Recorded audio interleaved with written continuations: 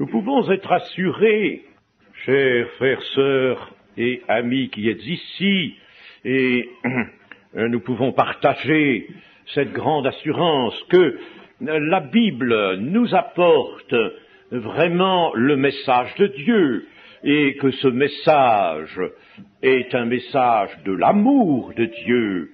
Dieu, selon son amour, bien sûr, veut conserver ces créatures, les hommes. Il ne veut pas qu'ils meurent. C'est exprimé par un prophète, le prophète Ézéchiel. Ce que Dieu veut, ce n'est pas que le pécheur meure, c'est qu'il vive. Mais bien sûr, il y a des lois à la vie. Et ce n'est pas une époque scientifique et technicienne comme la nôtre qui peut mettre cela en doute. Il y a des lois partout, on en a découvert dans la matière. Tous les matériaux, quels qu'ils soient, obéissent à des lois et ont des propriétés qui les lient et qui assurent d'ailleurs leur maintien dans l'existence. Eh bien, il en est ainsi, bien sûr, de la vie.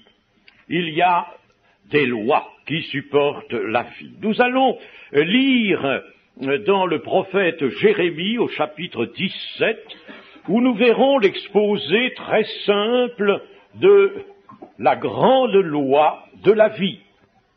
Chapitre 17 et verset 5 de Jérémie, prophète Jérémie. Ainsi parle l'Éternel, maudit soit l'homme qui se confie dans l'homme, qui prend la chair pour son appui et qui détourne son cœur de l'Éternel. Il est comme un misérable dans le désert. Il ne voit point arriver le bonheur. Il habite les lieux brûlés du désert, une terre salée sans habitants.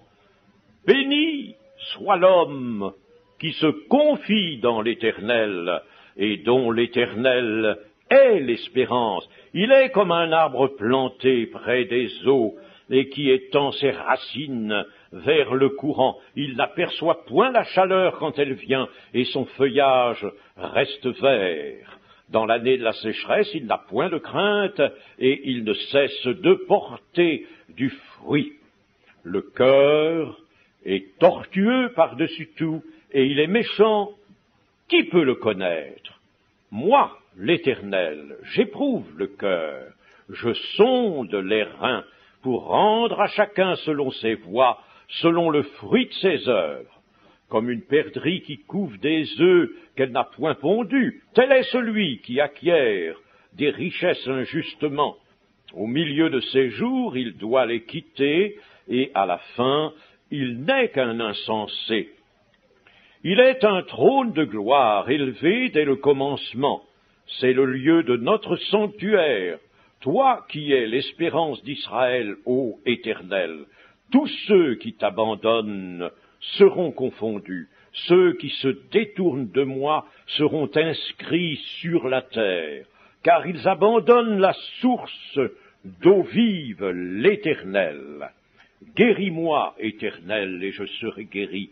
Sauve-moi, et je serai sauvé, car tu es ma gloire. Amen. Voici une parole extrêmement simple, claire, que nous délivre ici un des prophètes d'Israël. Maudit soit l'homme qui se confie dans l'homme, c'est-à-dire qui ne fait que ce qui se présente à sa pensée, ne satisfait que les désirs qui montent en lui.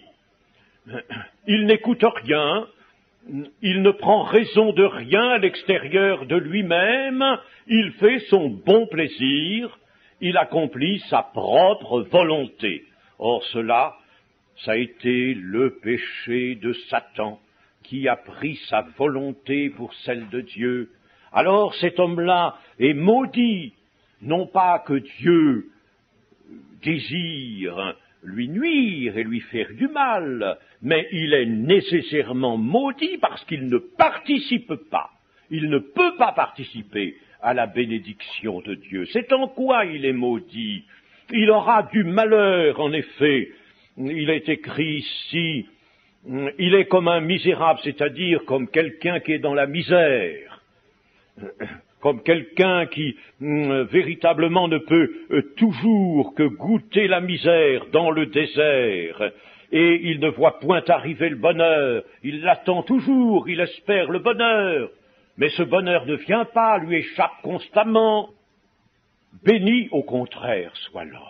Ah, l'homme qui se confie dans l'Éternel, et dont l'Éternel est l'espérance.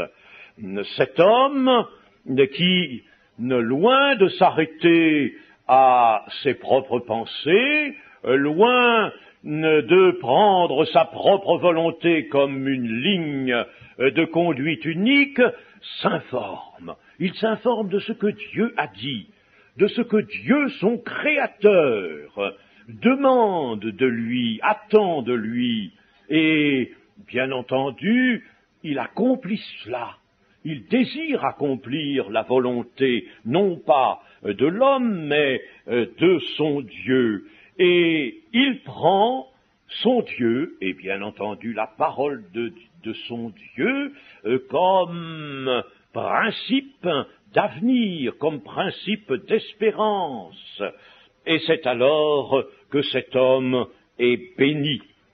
Dans ce passage, le prophète nous montre aussi ce que Dieu pense du cœur de l'homme qui s'est séparé de lui dans le jardin d'Éden, du cœur de l'homme qui ne veut pas vivre avec son Dieu, son Créateur, qui veut vivre tout seul, séparé de Dieu. Eh bien, ce cœur de l'homme est tortueux par-dessus tout, et il est méchant, ce qui veut dire il est toujours enclin au mal. Qui peut le connaître? C'est vrai que l'homme lui-même ne connaît pas le fond de son cœur naturel et ce qui peut être là, caché dans son cœur, ce que son cœur peut lui faire faire. Mes amis, j'ai connu des circonstances extrêmement tragiques au cours desquelles le fond du cœur de l'homme s'est en effet dévoilé. Je puis vous dire que dans les années très difficiles que nous avons vécues en Algérie avant l'indépendance, c'est-à-dire avant l'année 1962, mettons au cours des années particulièrement 59, 60, 61, il y avait des hommes qui étaient pourtant apparemment extrêmement tranquilles, paisibles, incapables de faire du mal, pensait-on, et qui pourtant, appartenant à certaines ligues qui se proposaient de tuer, décidaient froidement la mort de certains autres et faisaient exécuter d'autres hommes. Nous avons vu cela, j'ai vu tuer dans la rue, tuer sans crainte aucune des gens qui portaient une mitraillette en bandoulière et puis apercevaient de l'autre côté un homme ou attendaient un homme et tiraient dessus et s'en allaient tranquillement. Mes amis, et c'était pas des grands bandits. Il y a eu là des hommes ordinaires, disons, des hommes qui, pendant bien des années peut-être, avaient rempli paisiblement un emploi dans la société, étaient honorablement connus. Eh oui, chers amis, j'ai vu une jeune femme un jour pleurer et se lamenter parce que elle avait vu que son mari appartenait à une de ces ligues et que son mari avait participé à des décisions de meurtre. Ah, chers amis, moi je vous assure que dans des circonstances comme ça, j'ai donné raison vraiment à ce prophète Jérémie. Le cœur est tortueux par-dessus tout et il est méchant. Et chers amis, pour que l'homme vive, il faut que son cœur soit précisément changé. Vous voyez, moi l'Éternel, j'éprouve le cœur et je sonde les reins. Et c'est l'Éternel qui, dans son amour, nous informe, nous avertit que lui seul peut changer le cœur de l'homme. Ernstein, ce savant bien connu, disait que l'on peut changer la nature du plutonium, mais qu'il est impossible de changer le cœur de l'homme.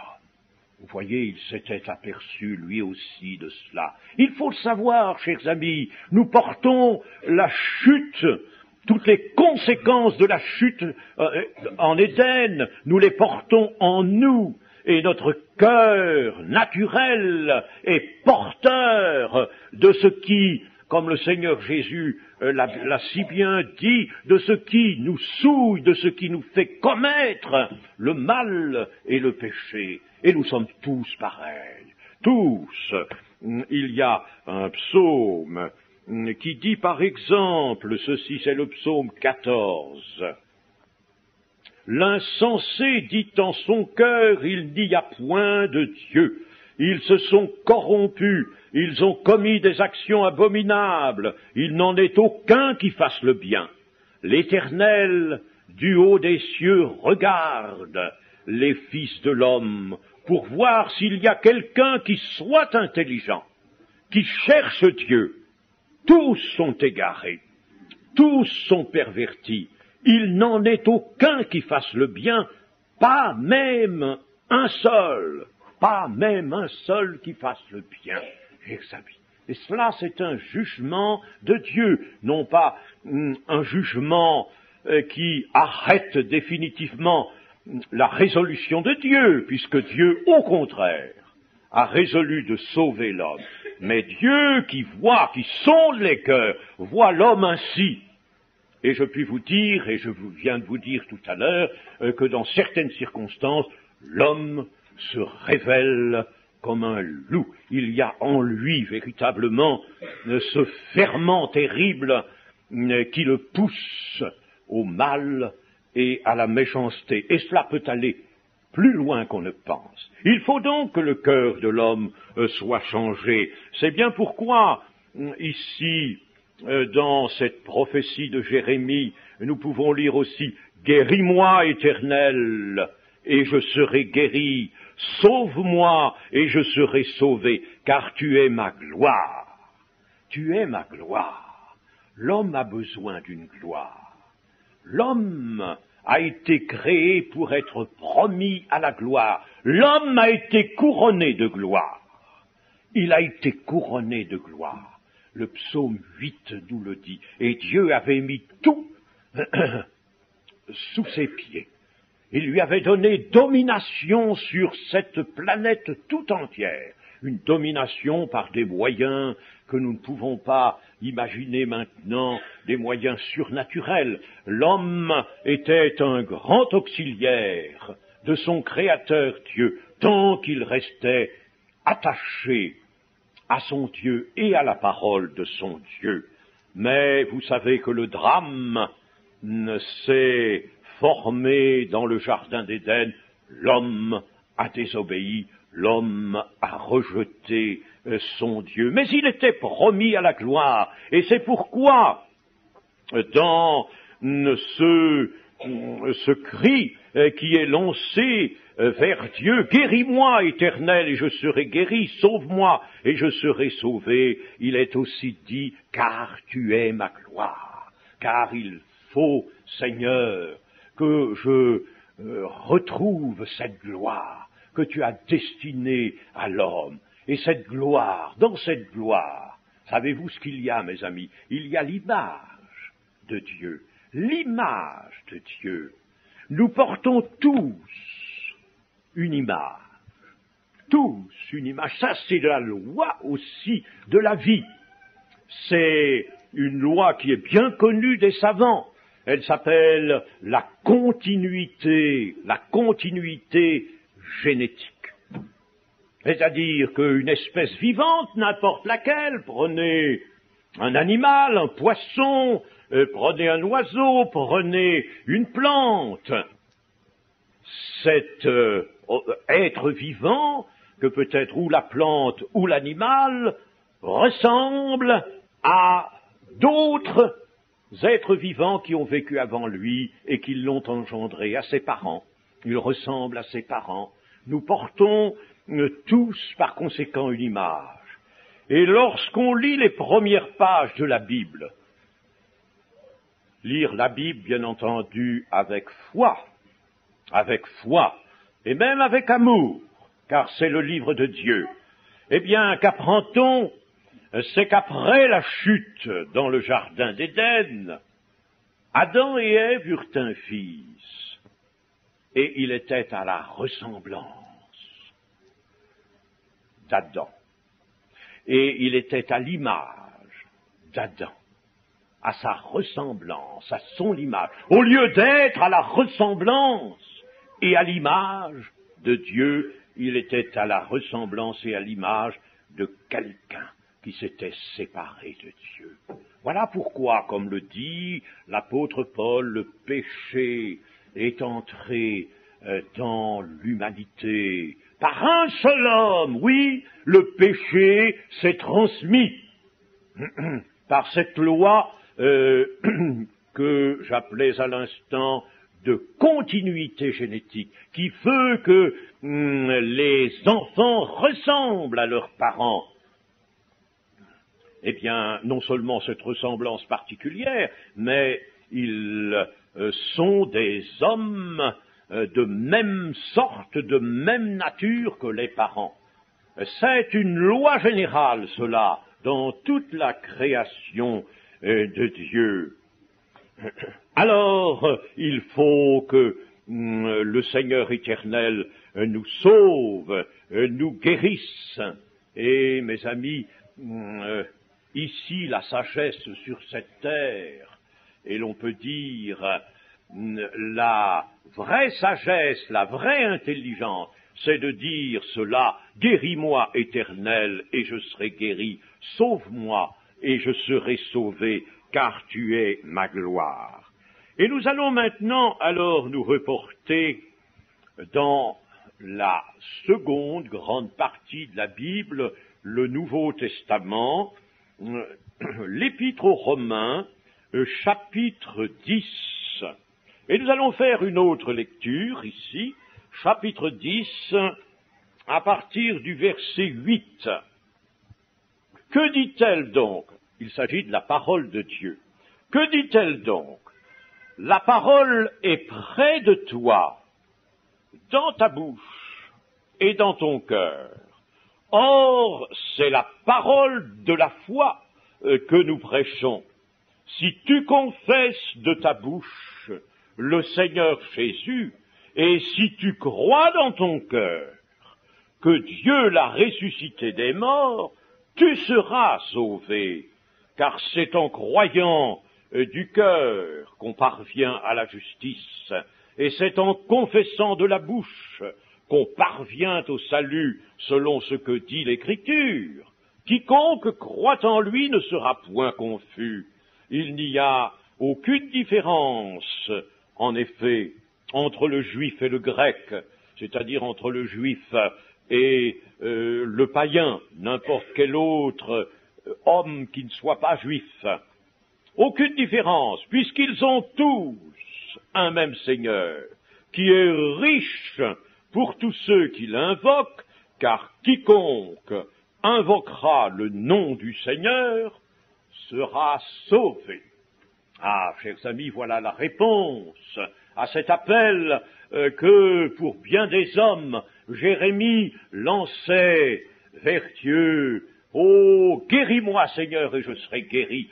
Sauve-moi, et je serai sauvé, car tu es ma gloire. » Voici la réponse. La parole de Dieu, la parole créatrice, la parole qui peut te changer et qui peut changer ton cœur, qui peut te donner maintenant la vie véritable, la vie éternelle dans toute sa puissance, eh bien cette parole qui a été annoncée par le Seigneur Jésus-Christ, le Fils de Dieu, où est-elle? Elle est près de toi. Elle est près de toi. Si ton cœur désire être sauvé, si tu désires être guéri, et si tu veux en effet, parce que tu crois que c'est foncièrement vrai, si tu veux un jour entrer avec tous les élus dans la gloire de Dieu, alors écoute la parole que le Seigneur Jésus lui-même a prononcée. Il a dit en termes de roi très simple, celui qui croit en moi ne vient pas en jugement, mais il est passé directement de la mort à la vie. Il faut croire cela. Ça, c'est la parole de Dieu, annoncée par le Fils. Dieu a parlé dans les anciens temps par ses serviteurs les prophètes, mais dans les temps de la fin, dans les temps de l'Église, qui sont les temps de la fin, il a parlé par le Fils.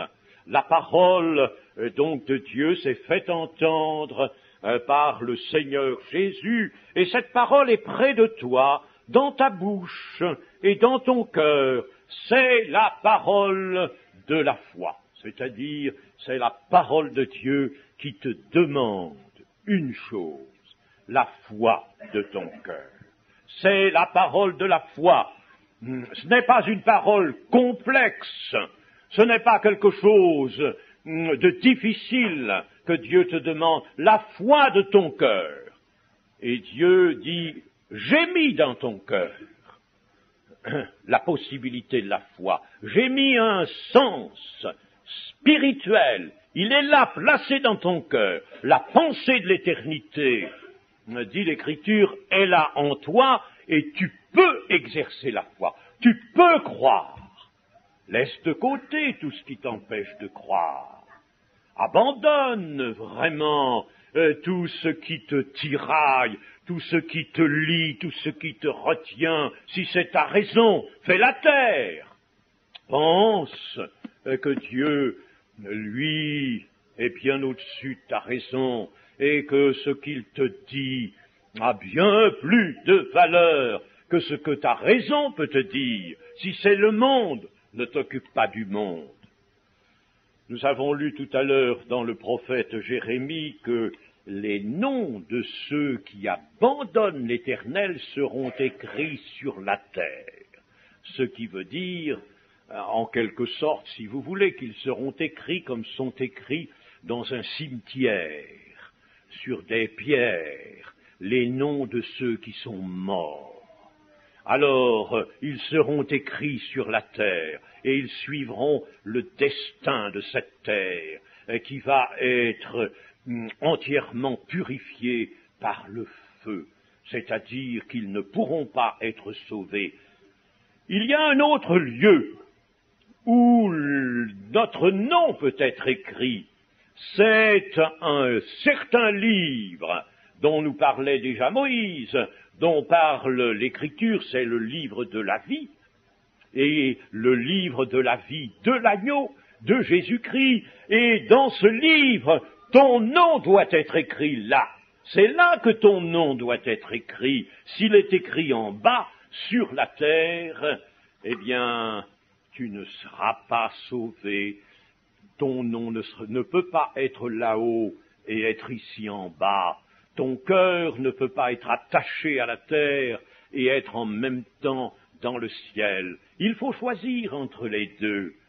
Et la foi est déjà un choix, une option. La parole de la foi, c'est la parole qui te demande de choisir librement. Librement, tu choisis, mais choisis la vie, comme dit le Seigneur. Choisis la parole de vie. Choisis alors la parole de ton Seigneur, de ton Sauveur, Jésus-Christ, car il est celui de tout homme de foi. Choisis la parole du Seigneur Jésus. Venez à moi, vous tous qui êtes fatigués et chargés, et je vous donnerai du repos pour vos âmes. Oh, chers amis, et il y a des paroles merveilleuses.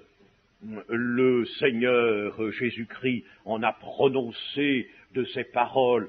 C'est vraiment une joie pour le cœur du croyant que de les relire. En voici par exemple une autre qui est dans l'évangile de Jean.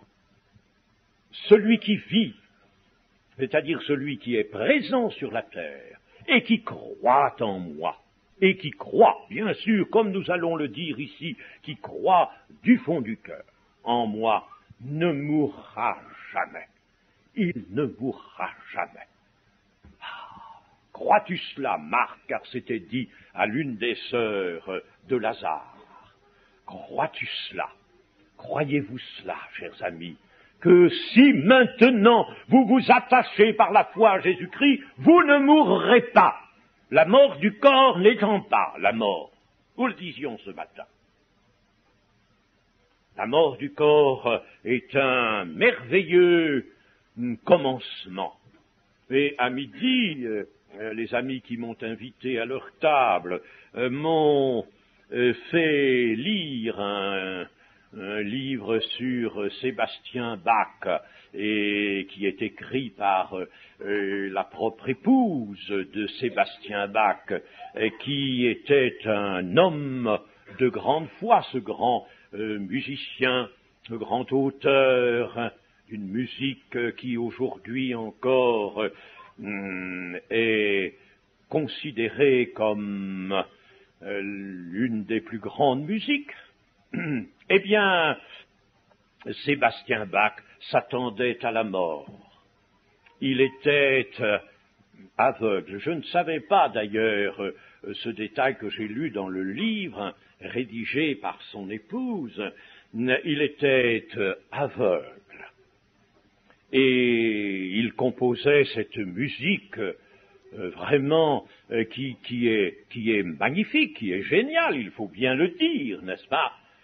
Et c'était un homme de grande foi, très attaché à son Seigneur Jésus, et il savait, il proclamait que le meilleur c'était d'être avec lui. Il s'attendait à partir et il croyait que à sa mort, il aurait une part bien plus grande que celle qu'il avait pu goûter sur la terre. Il attendait avec sérénité, mais aussi avec joie, le jour où il quitterait cette terre, serait dépouillé de ce corps mortel pour aller avec son maître.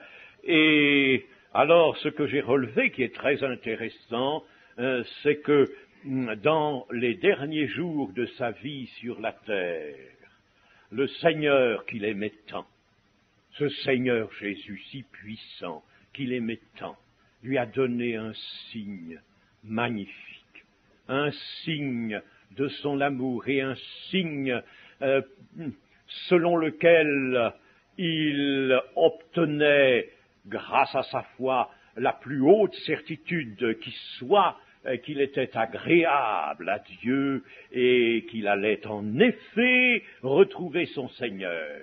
Alors qu'il était aveugle depuis je ne sais combien de temps, mais longtemps, depuis longtemps, soudain, peu de temps avant sa mort, la vue lui fut donnée. Il vit sa femme, il vit d'autres personnes, il put voir, on lui présenta des fleurs, il vit, le Seigneur lui donna la vue avant de le prendre et de l'enlever comme signe de sa grâce et de son amour. Chers amis, nous voyons par conséquent que ce que le Seigneur véritablement attend de nous, c'est que selon la foi, par le moyen de la foi, nous venions à lui. Il est notre Sauveur, notre Seigneur, Jésus-Christ, il est le Fils de Dieu, que nous venions à lui. C'est ce que Dieu nous demande, c'est la parole de Dieu qui nous invite à cela, à nous abandonner à lui, car il a la puissance, lui, de nous faire vivre. Il est celui qui était mort, il a en effet été plongé dans la mort, il est entré dans le sépulcre et il est ressuscité. Il est ressuscité. Et alors le Seigneur a pu proclamer devant Jean, voilà, j'étais mort et maintenant je suis vivant au siècle des siècles. Vivant au siècle des siècles. Pour quoi faire? Pour entraîner tous les hommes de foi, tous, en aussi grand nombre qu'ils viendront avec la foi du cœur, pour les entraîner dans l'éternité glorieuse. Car tu es ma gloire, dans l'éternité glorieuse. J'en reviens à ce que dit l'apôtre Paul dans l'Épître aux Romains, où nous venons de faire une lecture. Il nous dit, la parole de la foi, c'est celle que nous prêchons. Si tu confesses de ta bouche le Seigneur Jésus, et si tu crois dans ton cœur que Dieu l'a ressuscité des morts, qu'il n'est pas resté prisonnier de la mort, mais qu'il y est passé pour expier le péché des hommes, et qu'il en est sorti par la puissance de Dieu en résurrection, tu seras sauvé. Si tu crois dans ton cœur que Dieu l'a ressuscité des morts, tu seras sauvé, car c'est en croyant du cœur qu'on parvient à la justice, et c'est en confessant de la bouche qu'on parvient au salut. Si tu crois dans ton cœur, c'est-à-dire non pas de cette croyance, cette foi qui ne serait qu'une croyance, et qui nous ferait peut-être plus par raison que autrement accepter les vérités évangéliques, et notamment la mort expiatoire de Jésus et sa résurrection. Non, il faut que ça sorte de ton cœur. Il faut que tout ton être soit associé à cette foi. Il faut véritablement que tu t'abandonnes à Jésus-Christ, car attention, il va te saisir. Toi, tu vas le prendre par la foi, et lui va te saisir. Et il va s'établir entre lui et toi un lien vivant. Un lien vivant. Tu vas être lié à Jésus. Étant lié à Jésus, tu vas être lié à ton Dieu. Et comment pourrais-tu mourir si tu restes lié à lui? C'est pour cela, celui qui vit et qui croit en moi ne mourra jamais. De cette foi qui unit au Seigneur Jésus, on ne peut pas mourir quand on est uni au Prince de la vie, comme il est appelé dans l'Épître aux Hébreux. Alors, croire de son cœur et confesser de la bouche, c'est-à-dire proclamer, parce que quand on croit vraiment du cœur, on ne peut pas s'empêcher de dire « j'ai trouvé un sauveur merveilleux ». C'est ce que nous exprimons dans nos chants. J'ai trouvé mon Seigneur, j'ai trouvé celui qui me fait vivre, j'ai trouvé celui qui m'arrache à la mort, qui m'arrache à mon péché, à moi-même, je l'ai trouvé. Alors on confesse le Seigneur de sa bouche, un Seigneur crucifié pour que le péché soit détruit et ressuscité pour que nous vivions de sa vie. On confesse cela, on le proclame, c'est le témoignage spontané qui sort de la bouche de l'homme qui a une foi joyeuse et qui vient de rencontrer son Seigneur Jésus. C'est en croyant du cœur qu'on parvient à la justice, c'est-à-dire à la justification. Ce que fait le Seigneur en pardonnant les péchés, c'est de justifier l'homme devant Dieu. Il n'est plus séparé, il n'est plus cet homme égaré, cet homme révolté contre son Dieu. Il est au contraire cet homme réconcilié avec son Dieu par une justification. On parvient à la justice de Dieu, chers amis. Tout le monde devrait savoir cela. La justice de Dieu supporte le gouvernement, c'est-à-dire l'existence de tout l'univers. Que cette justice soit déréglée, par exemple, atteinte par quelque chose, et l'univers est bouleversé, et l'univers va à la mort, au néant, à la destruction. Cela est exprimé dans la Bible, qui nous dit que Dieu règne par sa justice. La justice et l'équité sont la base, le fondement de ton trône, c'est-à-dire de ton règne, du règne de Dieu. Alors, on parvient à cette justice. Vous savez, quand un homme parvient par Jésus-Christ à cet état de justice, de justification, eh bien, la justice de Dieu, qui, elle, est inflexible, il faut qu'elle le soit, absolument inflexible. La justice de Dieu dit,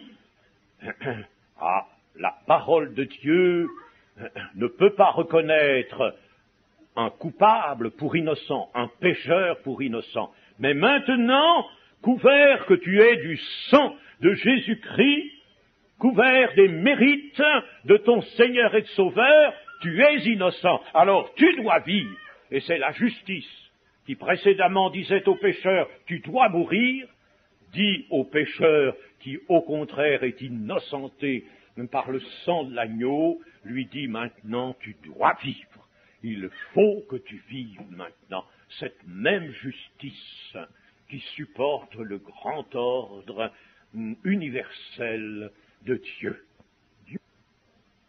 Et puis, si tu confesses alors de ta bouche le Seigneur Jésus, et tu seras sauvé, car c'est en croyant du cœur qu'on parvient à la justice, et c'est en confessant de la bouche qu'on parvient au salut, à la vie, selon ce que dit l'Écriture, quiconque croit en lui ne sera pas confus, ne sera pas trompé, ne pourra pas venir là vers encore une des illusions, elles sont si nombreuses, qui ont trompé les hommes vers une illusion. Non, cette fois-ci, c'est vers la certitude que tu vas, si tu crois, si tu invoques le nom du Seigneur Jésus, car quiconque invoquera le nom du Seigneur sera sauvé. Et ici, Seigneur, il s'agit de Jésus. Et l'apôtre Paul se sert ici d'une citation du prophète Ésaïe dans laquelle il y a le mot de Yahvé. Dans l'Ancien Testament, n'est-ce pas? C'est une citation que l'apôtre Paul emprunte à Ésaïe, et je répète, dans cette citation, il y a le mot Yahvé qui veut dire l'Éternel, et qui veut dire Dieu, si bien que ici, Seigneur est équivalent de Yahvé dans le prophète Ésaïe qui est cité, si bien que cela veut dire que Jésus est lui-même Yahvé, qu'il est Dieu, qu'il est l'Éternel. Et c'est lui qui est venu comme un homme au milieu de nous, lui qui est venu dans cette nature humaine qu'il a prise au milieu des hommes, venu mourir pour nous libérer du péché et de la mort. Mes amis, ces choses sont merveilleuses, considérables. Et maintenant, nous avons tous en main la responsabilité de notre destinée.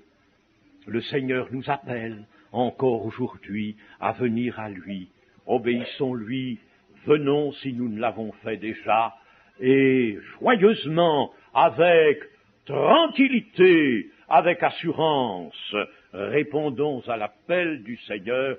Oui, je viens, Seigneur, je viens vers toi, car je crois que tu es mon Sauveur, mon Seigneur, que tu es mort pour mon péché, et que maintenant tu me laves, tu me purifies, tu me procures la justice de Dieu, que son nom soit béni. Amen.